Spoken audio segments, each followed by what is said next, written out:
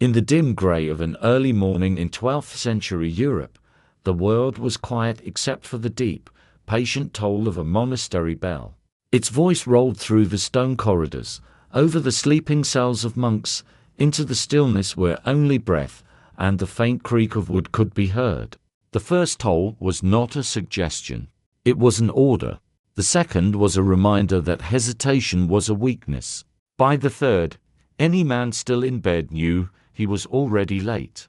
There was no question of whether to rise or not. To remain lying down was to break the sacred rhythm of the house, and in these walls, the rhythm was everything. A missed prayer meant an empty bowl at breakfast. A tardy arrival meant kneeling through the entire chant while the brothers' voices washed over you like cold rain. In this place, habit was carved deeper than desire, and the shaping of behavior was an art older than the ink in their manuscripts. The monastery was more than a place of worship. It was a machine for molding souls. Every hour had its duty. At dawn, prayers. At midday, work in the gardens or the scriptorium.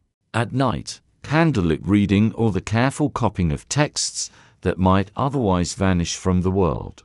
Every act, from eating to sleeping, was wrapped in ritual. A brother who spoke out of turn in the refectory would lose his share of bread for the day. A man who performed his tasks flawlessly might be granted a quiet word of praise from the abbot, a small thing. But in the cloistered world of obedience, such praise was more nourishing than food.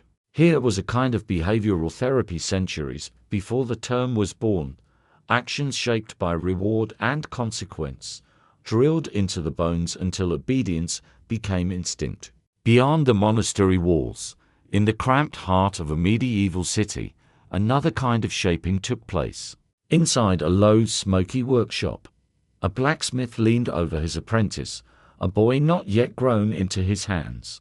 The boy gripped a pair of tongs, holding a piece of metal that glowed like captured sunlight.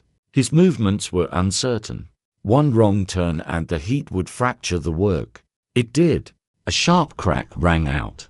The master looked at him, not with fury, but with that measured calm which was far heavier than rage. "You will stay after dark," he said simply. The boy knew what that meant. Hours at the forge while the city slept, the ache in his arms carrying into the next day's labor. There were no lectures about responsibility, no gentle talks. The lesson was learned in muscle and bone. And when a piece was forged perfectly, when the metal held its shape and sang under the hammer, the reward came as a quiet acknowledgement in front of customers.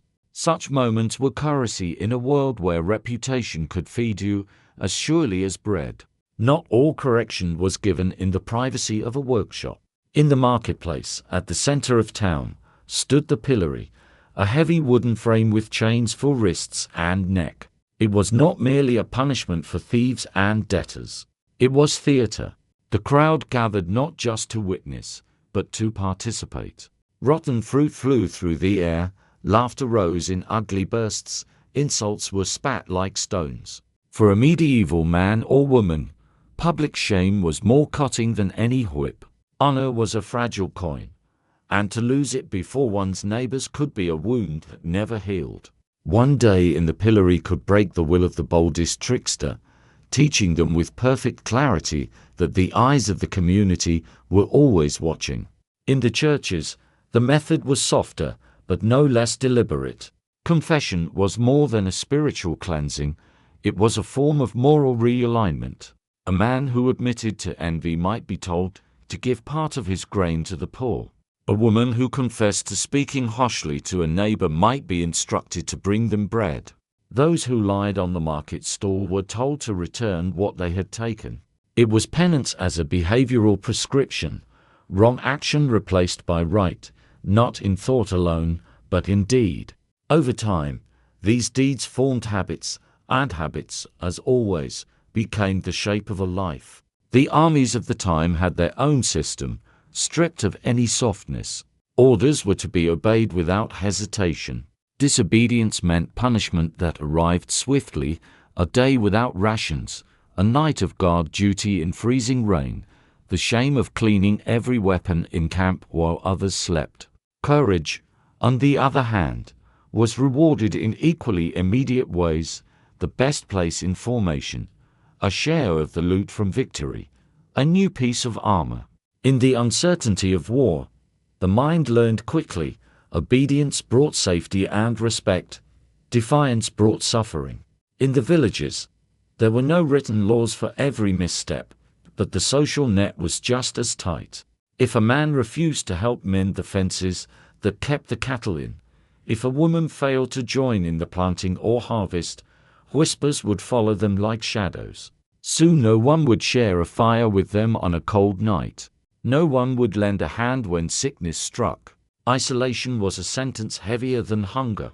But generosity, a strong back at the communal tasks, and open participation in festivals, these things restored a person to favor as surely as confession restored a soul to grace. Even in the family, the shaping of behavior was constant. A disobedient child might lose a promised treat of honey or be made to draw water from the well until their arms trembled. A dutiful one might be allowed to sit closer to the hearth and listen to the old stories, those treasured threads that bound one generation to the next. These patterns repeated, year after year, passing from parents to children like heirlooms, until the rhythm of reward and punishment was part of the very fabric of life. The behavioral therapy of the Middle Ages was rarely gentle. It was not concerned with self-esteem or inner peace as we think of them today. It was concerned with survival. In a world of famine, war, and plague, failure to follow the rules could mean death, not just for one person, but for their family, their neighbors, their entire village. The methods may seem cruel to us, but they forged people capable of enduring cold winters without firewood, of laboring from dawn to dusk, of holding their ground in battle, and of building towns and cathedrals that still stand centuries later.